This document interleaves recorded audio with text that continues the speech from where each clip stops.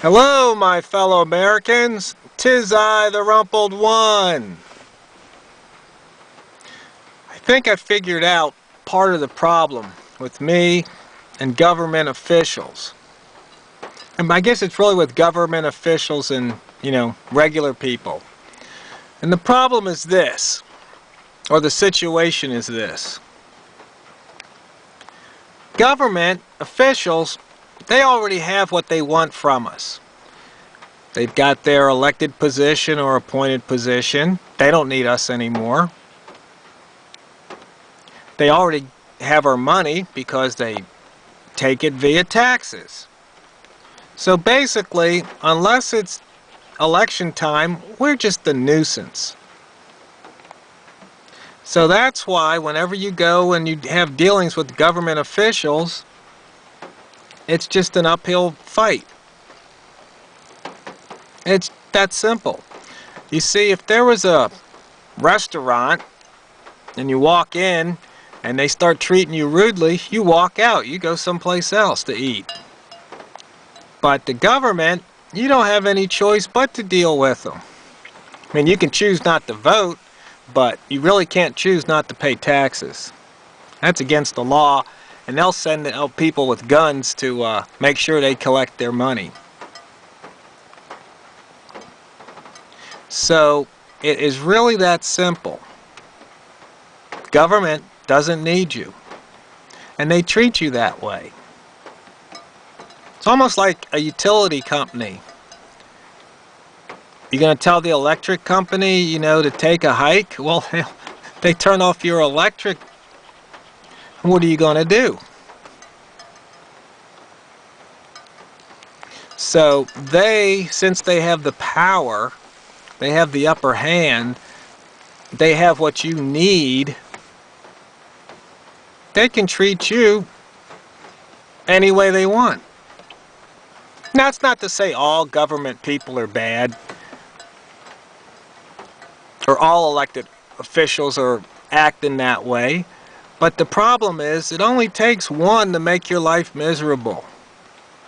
That's all it takes. Just one.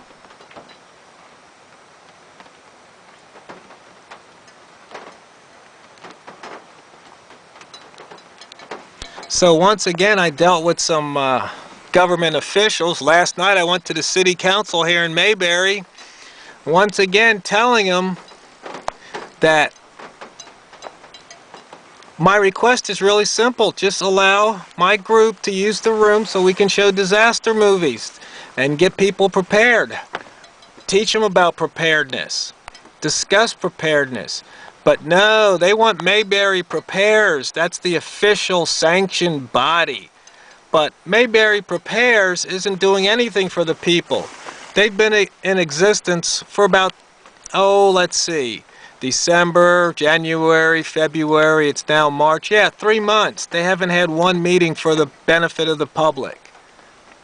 They don't even have a meeting scheduled. In fact, when I sent them a scintillating letter, and I quoted from their webpage about, coming soon, there's going to be meetings, they changed their webpage. It's no longer there.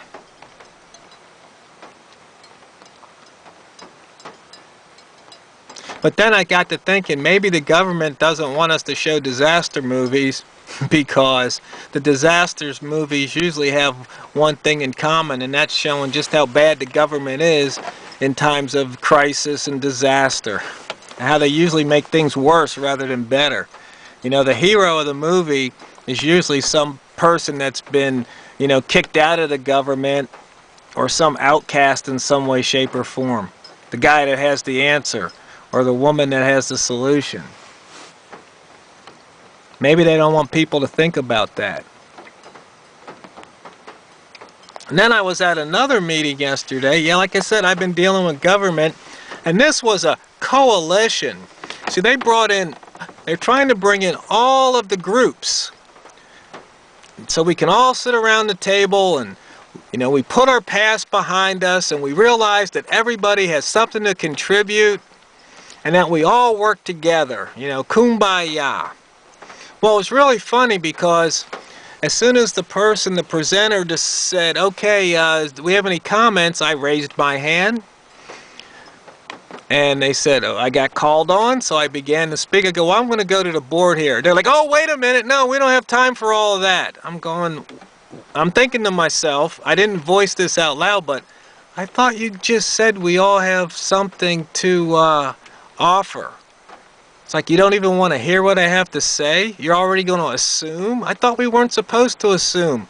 I thought we were supposed to try to understand the other person's perspective. And all I wanted to do was do one of my little tic-tac boards with the smiley faces showing that, you know, when you have these organizations that focus on policy and procedure, and that's what's most important to them, you have one line of thinking. But if you have another group that's more interested in the results, you know, are we saving lives? Are we saving property? Well, and if we can't follow the policy or procedure, can we think outside the box? Can we be creative? Can we bend the rules, but can we save the life and property? Well, that's where some people want to go. So you see, we have cross purposes here. We have to understand that. And I was trying to get that point across, but it went over like a lead balloon because somebody goes, well, you know, you have to have the proper training to be able to make that call. And, you know, you have to have the authority. It's just like, you know what? They're worse. See, I'm talking to the sheep. I'm not getting any backlash. But there, even though we were at a coalition whose one of the main purposes was to, you know, have this team building, it didn't work. It was basically the government types against the, you know, we the people. That's just where the lines are drawn. And they talk about team building and all of this, but as one person pointed out to me, they said, well, usually what that means is you do what we say and we build a team. And they're so right. I mean, if you don't toe the party line, if you don't want to go along with what they want to do, then you are the problem.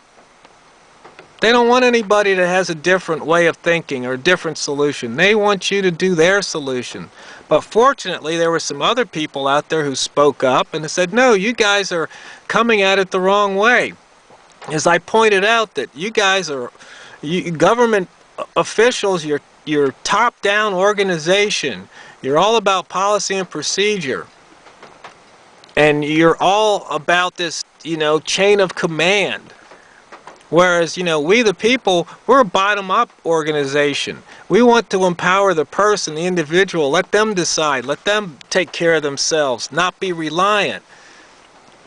Because when a disaster comes, you are going to need us more than we are going to need you, and you have to realize that.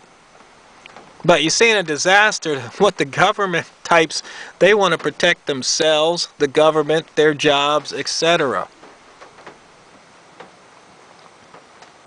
But we the people, no, we're just supposed to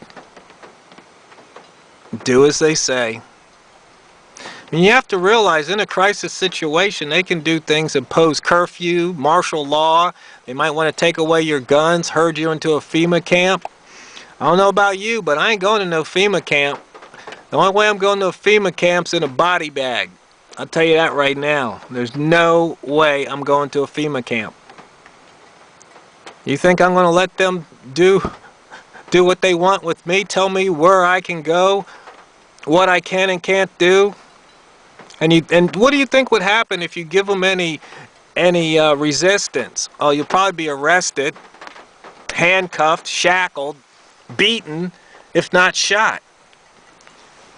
But maybe these government people don't want those disaster movies to be shown so people can see what might happen and what they should be prepared for.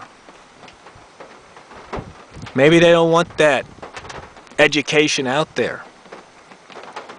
Because they'll say, oh no, we won't do that. That'll never happen.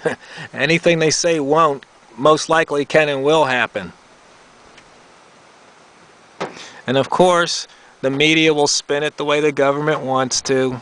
Oh, crazy prepper. That's just how it goes. So you see, my fellow Americans, it makes so much more sense for me to come out here and tell it to the sheep. Wake up, America. Smell the tyranny.